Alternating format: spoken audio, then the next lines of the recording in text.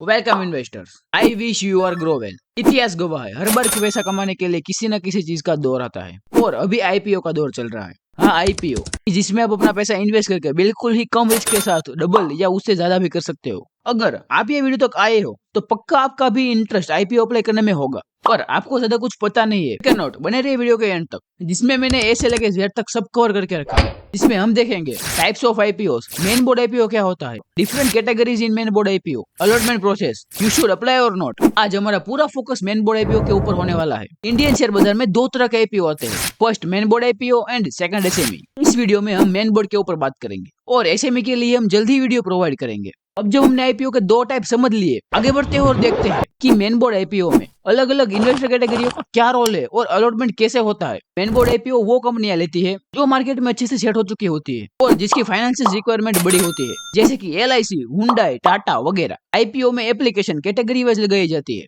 सेबी ने पैसों के आधार पर 3 कैटेगरी डिसाइड की है और उस लिमिट में आप कहां पर आते हो उससे आपकी कैटेगरी डिसाइड होती है। मेन बोर्ड आईपीओ में 3 मेन कैटेगरी होती है, first retail, second HNI, third QIB. 4 और 5 शेयर होल्डर एंड एम्प्लॉय वो ऑप्शनल है।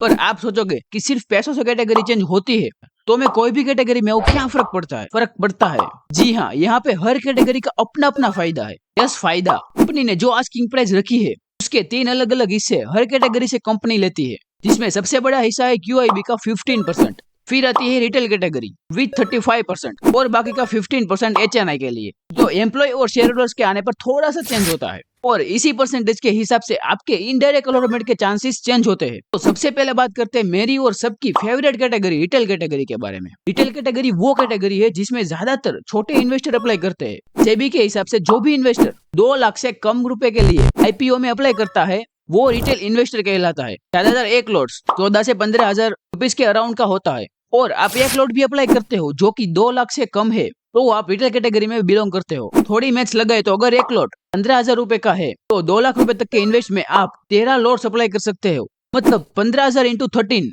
Is equal to 1,95,000। आप सोचोगे कि रिटेल कैटेगरी मेरी फेवरेट क्यों है, क्योंकि इस कैटेगरी को मिलता है 35% पोर्शन। देखिए, मेन 3 कैटेगरी में से हम क्यूआईबी में तो अप्लाई नहीं करेंगे, पर क्यों वो आपको आगे पता चल जाएगा। अभी आप ध्यान रखिए कि हम रिटेल एंड एचएनआई कैटेगरी से ही अप्लाई करते हैं, तो अब हमारे लिए बचा 50%। तो ये अलॉटमेंट के चांसेस डायरेक्ट नहीं पर इनडायरेक्ट बढ़ा देते हैं। मतलब किसी कंपनी ने 1000 करोड़ की आस्क रखी है तो रिटेल इन्वेस्टर 350 करोड़ के लिए अप्लाई कर सकते हैं और इससे अलॉटमेंट चांसेस बढ़ जाते हैं एचएनआई के मुकाबले। यहाँ पे एक प्रॉब्लम है जो है इस कैटेगरी की अलॉटमेंट प्रोसेस। इसे हम एक एग्जांपल से समझते हैं।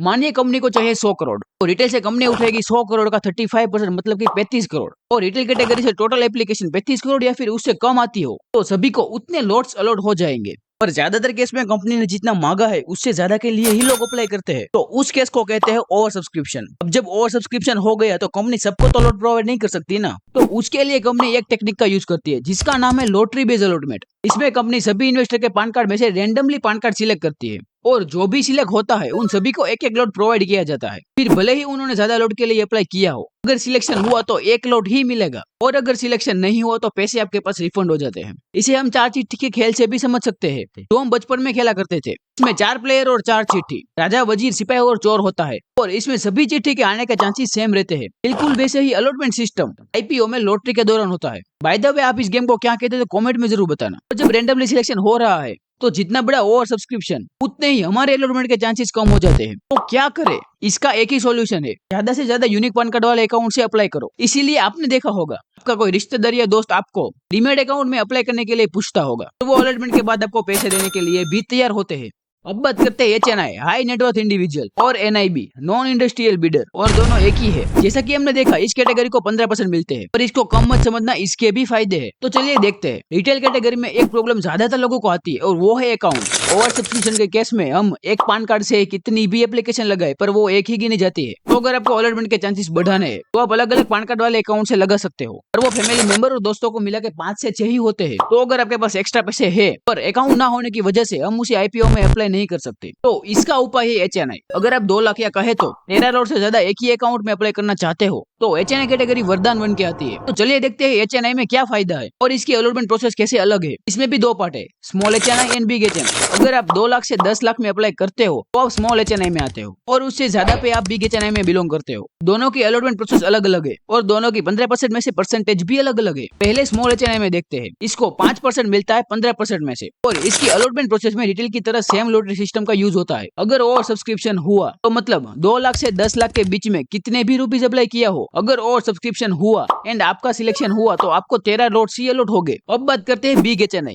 जो 10 लाख से ऊपर इन्वेस्ट करने पर आते हैं और जो 15% में से 10% होल्ड करता है। इसमें अलॉटमेंट सिस्टम लॉटरी सिस्टम से अलग है। यहाँ पे प्रपोजल वाइज अलॉटमेंट होता है। इसे एग्जांपल से समझे तो बिग HNI में सब्सक्रिप्शन हुआ है 10 गुना और आपने अप्लाई किया है 15 लाख का, तो 15 lakh divided by 10 is equal to 1.5 lakh के शेयर आपको अलॉट हो गए। यस, यहाँ पे आपको लॉट नहीं पर शेयर अलॉट हो गए। अब देखते हैं QIB क्या होती है। QIB का फुल फॉर्म है क्वालिफाइड इंस्टीट्यूशनल बायर। इसमें बड़ी बड़ी investing firms, banks, mutual funds, insurance companies, pension funds वगैरह इन्वेस्ट करती है जो कि करोड़ों में इन्वेस्ट होता है। ऑल समराइज करें तो 100% में से 50% QIB ले जाती है और हम कॉमन इन्वेस्टर के लिए 50% बचता है, जिसमें 35% retailer, 10% big HNI and 5% small HNI के लिए। और भी 2 ऑप्शनल कोटा बच जाते हैं, shareholder quota and employ quota, जो हर बार नहीं होते पर होते हैं तो बहुत ही कम परसेंटेज में होते हैं। और इसमें शेयर होल्डर कोटा बड़ा इंटरेस्टिंग और मेरा फेवरेट है क्योंकि इसमें अलॉटमेंट के चांसेस 100% होते हैं। और अगर आप इसके बारे में जानना चाहते हो तो कमेंट में जरूर बताइएगा। एंड वीडियो की इन्फॉर्मेशन अच्छी लगी हो तो लाइक एंड सब्सक्राइब जरूर कर देना, क्योंकि हम IPO और शेयर मार्केट के रिगार्डिंग वीडियोस पूरी रिसर्च एंड इजी शब्दों में अपलोड करते हैं। मिलते हैं अगले वीडियो में, तब तक के लिए we wish you grow well.